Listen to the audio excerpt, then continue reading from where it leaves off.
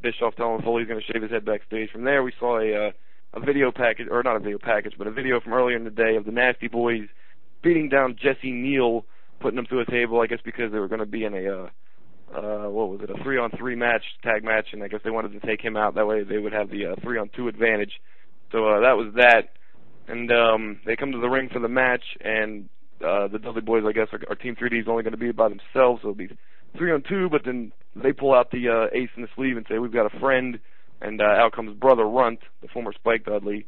And even though they had the surprise, they still lost the match. Nasty Boys and Jimmy Hart won after they used the helmet or whatever, the motorcycle. Yeah, we actually knew last week, we had put that up on the website last Tuesday, that Matt Hyson, is it? Yeah, I think so. Yeah, I think so. Spike Dudley was backstage at the Intact tapings, and they were going to use him, and that's what happened. 2 more quick promos before the next match on TNA. They had Christy Hemme with Angelina Love.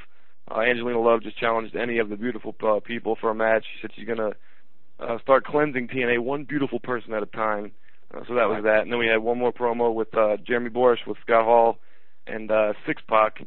And they were talking about how they get their chance to get their contracts and they're going to get big money and be rich and blah, blah, blah, blah, blah. This Sunday at the pay-per-view, and in walks Kevin Nash with Eric Young. And Nash brings up, Scott Hall's all about the money, brings out $25,000, and he says, this is yours if you can last 5 minutes in the ring with me tonight. So they set that up for later, too. Right. Do you watch, Scott Hall's got a new web show on YouTube. It's called I've never seen it yet. No. Last Call with Scott Hall, which is an awesome name, by the way. I mean, Last Call with Scott, come on, dude.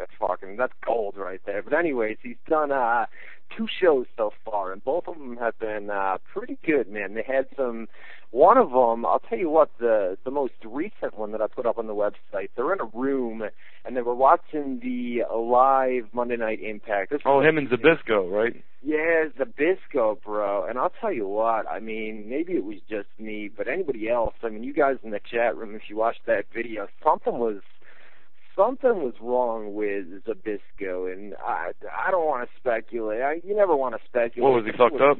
Dude, he was fucked up, man. I mean, there was something. I heard he was talking a bunch of shit about everybody while they were watching it. Like, well, he was talking shit about Ric Flair. It just seemed like he was real pilled up or something, Zbyszko. I don't know, but he allegedly, maybe, possibly. Yeah, I'm just covering it. Yeah, exactly. I mean, it was just, he tore into Ric Flair. It was him.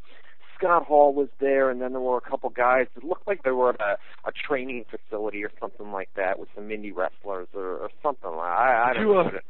On TNA, did you see the sweater Scott Hall was wearing? He had the TNA sweater. And he wrote with a Sharpie on it, Wolfpack. That looked retarded. No, I didn't see it. I probably saw it. I just don't remember. I drank a lot of beers last night. That's probably the reason I don't remember half of this shit, man. Do you still drink with Austin like a mark, bro?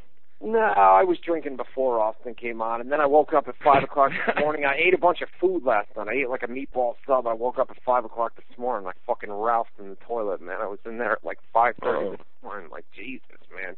Yeah, this kid, bro. I used to be his roommate in New York, and when Stone Cold would come out and drink the beers, he would bust in my room, throw me a beer, and say, "Come on, man!" And he chugged the beer with us. Yeah, I miss the old days. I was talking to somebody yesterday about the old days, back in the days of like high school, way back. You know what I mean? Fucking time flies, dude. I was 29, you know what I mean? And I'm thinking, you didn't have any responsibilities back then. You could just have fun 24/7. I know, dude. No bills, no rent, none of that shit. You know what I mean? You had tons and tons of money. It was good back then. You know what I mean? For all our younger fans, man, when you grow up and you get out of mom and dad's house, oh Christ, it just fucking sucks, dude. It's horrible. There's the philosophical Ryan. Enjoy it while you can, right? Enjoy your youth. There you go. What the hell are you talking about? I don't know. We had Shawn Michaels and Chris Jericho was our next match. This ended, remember this, Shawn went for a super kick, and Jericho ducked out of the ring and headed up the ramp, and it ended by an intentional countout. As soon as the bell rang, Edge attacked, and him and Jericho brawled, and Edge got on the What's that? Edge hit him with the spear and then just got the mic and said one word, spear. Yeah, well, they've done that angle over on SmackDown in recent weeks where it's spear. Have they been building it up good on SmackDown? Because I don't hear nothing about it. And this was the one I was telling you I hate that I don't watch SmackDown because I would think that the build-up would be awesome with the mic work and everything. But they haven't done anything like that on Raw for them. Well, I've just seen highlights like you have on Raw and Next and things like that. But it looks good from what I've seen. And that match at WrestleMania, Edge and Jericho in the ring, you know what I mean? Yeah, they'll tear it down. That's fucking gold. But the matches, we'll talk about WrestleMania later, but the matches aren't all that bad. You know what I mean? No, as far as will they be good, solid matches, definitely. Right. On TNA we had Mr. Anderson and Desmond Wolfe versus Kurt Angle and the Pope D'Angelo De Niro. They used the medals to cut Angle open. He bled like a son of a bitch again. They're doing way too much blading in TNA right now. In the end, what was it? How did it happen? Blah, blah, blah, blah. Pope counters, gets a quick roll for the whatever. Either way, Kurt Angle and the Pope win. After the match, Wolf beats down the Pope, and they brawl away. And Mr. Anderson beats down Angle a little more, and then gets on the mic right in his face and talks some shit. This Sunday, I'm gonna get you. Blah blah blah blah blah. Mr. Anderson. Yeah, so that was that. We had backstage. We had I'll just do this one more real quick. Backstage, we had RVD and Jeff Hardy in Hogan's office, and Hogan pretty much just announced that Abyss would be the special enforcer for the AJ Styles Jeff Hardy main event later in the show.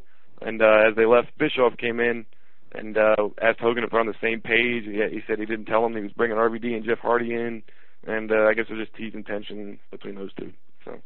Right. On Monday Night Raw, we had Triple H versus Randy Orton. We at the end of this one, we had a run-in by Legacy. The basic gist of this was to set up Legacy and Orton at WrestleMania and Sheamus and Triple H at WrestleMania. So Legacy came down and at first attacked Orton and then went and got Triple H and then went back to Orton and then Sheamus ran out and it was Sheamus and Triple H that were brawling and it was Legacy. Yeah, Legacy backed out of the ring, but then they reached in and grabbed Orton and brought him out so they could beat him up on the floor. I guess they were scared of Sheamus, but they're not scared of Orton. I don't know. Who knows? Yeah, right. Are they a tag team still? Are they still Legacy, or are they individuals now? Who the fuck? I can't keep track. Yeah, I know. It's crazy, man. That storyline has changed so many times. And then they just announced that match, and that was supposed to be one of the main matches of WrestleMania. Well, they didn't even build it up or anything. They just threw a graphic on the screen and said, special guest host Stone Cold Steve Austin just made the match official, and that was it. That was the big announcement. I know. It just came across as so a long, drawn-out storyline, and then that's your culmination. Bang. And it seemed like it was going to be really good when they first started getting into it. It seemed like it was going to be great, and then it just wasn't. Yeah, then we had Batista against Kofi Kingston, and here's another one, man, where one week you go out and you push Kofi Kingston like he's going to be the next big thing, and then you have him in a match last night with Batista where he gets squashed, you know what I mean? And it's like, all right, are you going to push the guy, or are you going to have him just be a mid-card jobber? You know what I mean? Who knows, man? Make up your mind, you know? I have no idea, bro. Batista also got busted open in that match. Oh, that's right. And then I believe, because I was on Impact, but I believe, didn't they have somebody come out and they did the thing where they glued up the face, had the doctor come out there? And, yeah, did they do that? No, they didn't. They didn't. I was on Raw for that. He got busted open. Some people in emails tell me it was capsules. It wasn't hard way. It looked pretty hard way to me, like a legit, busted open thing.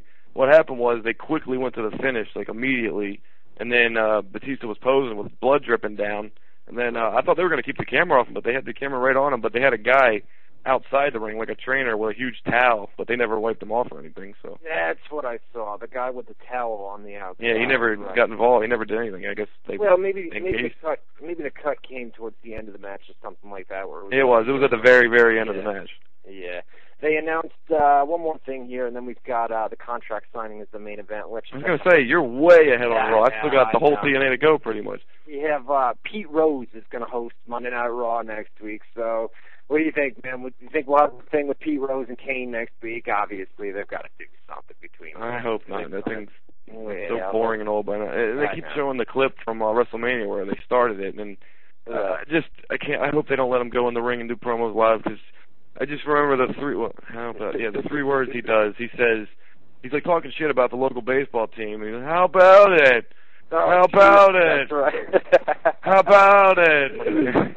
Oh, man, dude. Well, we're going to have him next week, and he's made a match. It's Randy Orton and Triple H against the team of Sheamus and The Legacy. So we've got a 3-on-2 handicap match for, 3-on-3. No, 3-on-2. 3-on-2. 4-on-2. 3-on-2. Yeah, 3-on-2. What the fuck? 3-on-2, dude. Yeah, no. But, so we've got that for next week on Monday Night Raw. Is that it? Oh, no. You want me to start with TNA? Well, yeah, I've only got the main event for Monday Night Raw left, so. All right, well, we last left off. We had talked about the Hogan and Bischoff stuff, RVD, Jeff Hardy in the locker room. We went to a match, Angelina Love versus who? Which one of the beautiful people? They came out and they said the honorary one-night-only beautiful person, Daphne.